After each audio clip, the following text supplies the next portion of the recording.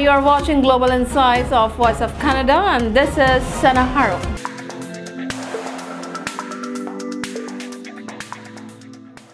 California drought, desiccated timber and grasslands have created a potent fuel for wildfires raging across the state.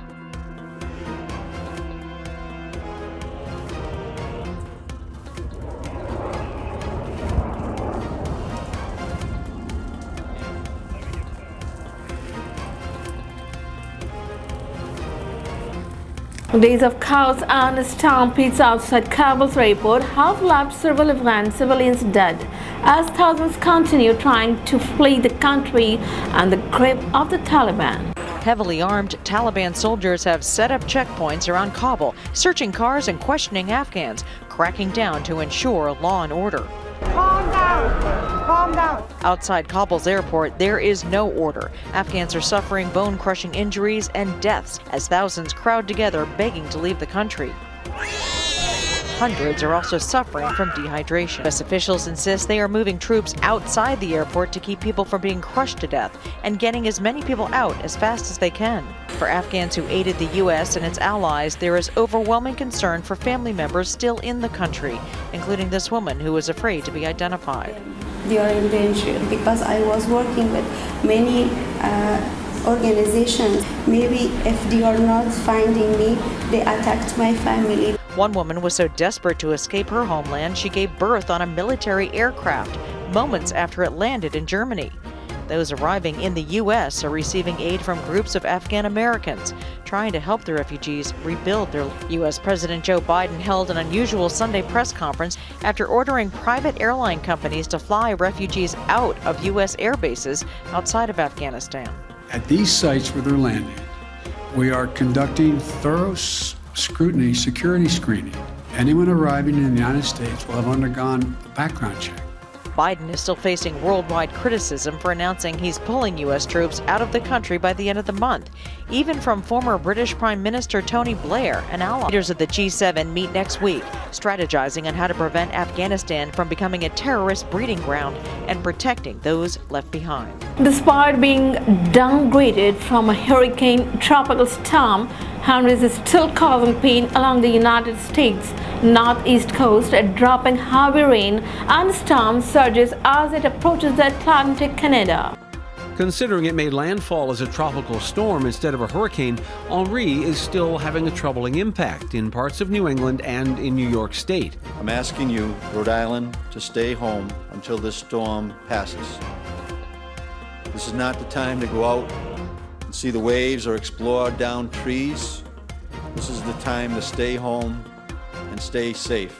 The problem is that as Henri weakened, it also started moving more slowly on its indirect path toward the Maritime. Retired meteorologist Jim Abraham, who is also a climate change researcher, notes hurricanes have become a smaller part of the extreme weather equation. A long series of devastating weather extremes keeps getting longer. Saturday's torrential rainfall in Tennessee dumped almost 400 millimeters in some communities, leaving people trapped in their homes with no way to get out. At least 10 people are dead and dozens more are missing. Sometimes it's the unnamed storms that do the most damage. As for Henri, forecasters say the Maritimes will feel some wind and rain, but no major impacts when what's left of the storm blows through in the next day or two. Ross Lord, Global News. Nearly 3 years after her arrest in Vancouver, the extradition hearing of Huawei CFO Meng Wanzhou finally concluded this past week. Meng Wanzhou left the Vancouver courthouse for what could be one of the final times. The Huawei executive's extradition hearing wrapped up Wednesday, nearly 3 years since her arrest rocked Canada-China relations, with Beijing detaining 2 Canadians and sentencing another to death. Their fates, as well as Meng's, may now rest in the hands of the BC judge. Meng's lawyers argued she never misled the bank, and the fraud charges are purely political. HSBC suffered no actual financial loss as a result, but the Crown argued Meng put the British bank at risk. Times during the hearing, the judge sounded similarly skeptical of the charges. At one point, even asking the prosecution, isn't it unusual that one would see a fraud case with no actual harm many years later, and one in which the alleged victim, a large institution, appears to have numerous people within the institution who had all the facts that are now said to have been misrepresented. American citizens and airlines are being warned to stay away from the Kabul airport, which is under U.S. control, as there is a growing concern about the risk outside the airport's gates, including possible attacks from the so-called Islamic State. Chaotic scenes outside the Kabul airport as tens of thousands of Americans and Afghans remain trapped, many so desperate they're braving gunfire and climbing over razor wire fences to get inside. Stay there! Stay there! The U.S. Embassy is warning people not to come to the airport without approval from a U.S. government representative because of security threats, including from the so-called Islamic State. As you can see, this is a very complex and multi-step operation. Once inside the airport, thousands are boarding planes to escape the country as Taliban soldiers march through the streets of Kabul in full military gear. Heartbreaking for so many who hope for a better life in this country, including Gina Abawi, an Afghan-American from Virginia, who returned to her homeland 6 years ago to teach. It was a dream come true for me. I built a little house by the mountains and it was really cool. And it's the saddest day of my life right now. I just cannot imagine leaving, but unfortunately, it's time to go. With few possessions in hand, Afghan residents who aided the U.S. and its allies are now refugees, arriving in dozens of countries around the world, but grateful to get out alive. They are in good condition. They look very exhausted. They look very tired, but seeing the children and the families coming off with huge smiles, it warms your heart. U.S. President Joe Biden, who is getting daily briefings from his national security team, is pledging the military will get out any American who wants to leave Afghanistan. But Pentagon officials admit the window of opportunity is shrinking. We're fighting against both time and space. That's the race that we're in right now. And we're trying to do this as quickly and as safely as possible. More than 13,000 Americans and Afghans have been airlifted out this week, but tens of thousands remain in a country now under strict Taliban militant rule, fearing every day they stay here could be their last. Working from home has been the normal for many people in the last year and a half due to the pandemic. Working from home has been the normal for many people in the last year and a half, but as more Canadians get vaccinated, many employers are asking employees to return to work in the coming month. Employment lawyer Lior Samfiru says this applies to all Canadians who worked on-site pre-pandemic. The COVID-19 pandemic has significantly increased the amount of people who are working from home. At the beginning of this year, 32% of Canadians said they worked remotely, but in 2016, that number was only at 4%. Samfiru says employees will have to return to their workplaces if their employer asks. Unless you were working from home pre-pandemic, then Samfiru says an employer can't change your terms of employment. The only exception to the rule is a note from your doc. Comfortable going back to work, he recommends talking to your employer about a gradual return to work or other alternatives. But if you do go back to your workplace and feel unsafe because health guidelines are not being followed by your employer, you can refuse to go into work and report them. But if all goes well and you feel safe at your office, but not with your actual job, Sam Firouz says you don't have to suck it up. He says significant changes can be taken as constructive dismissal, and employees can leave and ask for severance. As for vaccine status, the storm Grace left parts of Mexico battered regions early Saturday after it swept through parts of the country. Starting Thursday with heavy winds and rain, it becomes one of the most powerful storms to hit the country's Gulf Coast in years.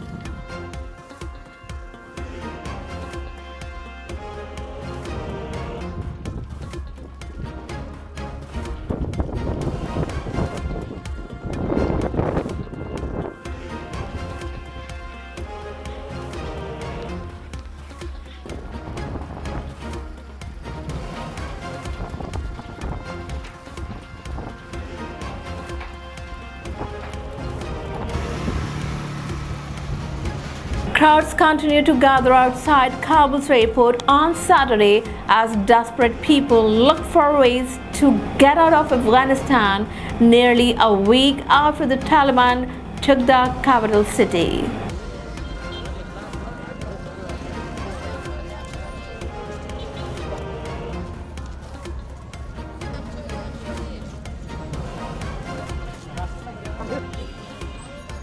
Russian President Vladimir Putin welcomed German Chancellor Angela Merkel to Moscow with a bouquet of flowers on Friday, and what is likely her last visit to the Kremlin as Chancellor.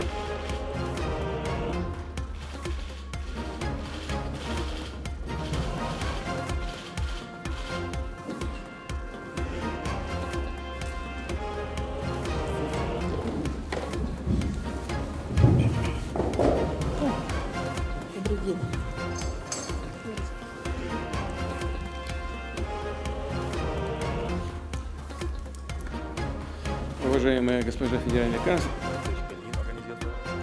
кстати сказать, благодаря этой работе много было сделано. У нас много вопросов, которые требуют обсуждения и в личном формате.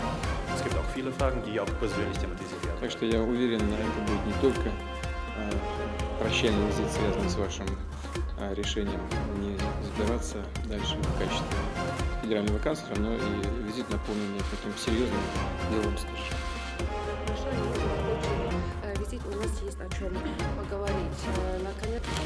Und da haben wir viel zu besprechen, die bilateralen Beziehungen, aber eben auch viele Fragen der Weltpolitik, über die wir immer wieder gemeinsam gesprochen haben. Du hast die Libyen-Konferenz erwähnt.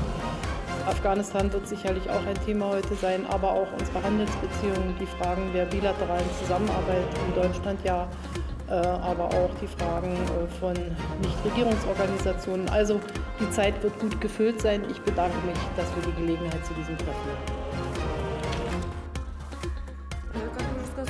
Keep watching Global Insights of Voice of Canada. For further updates, visit our websites voiceofcanada.tv.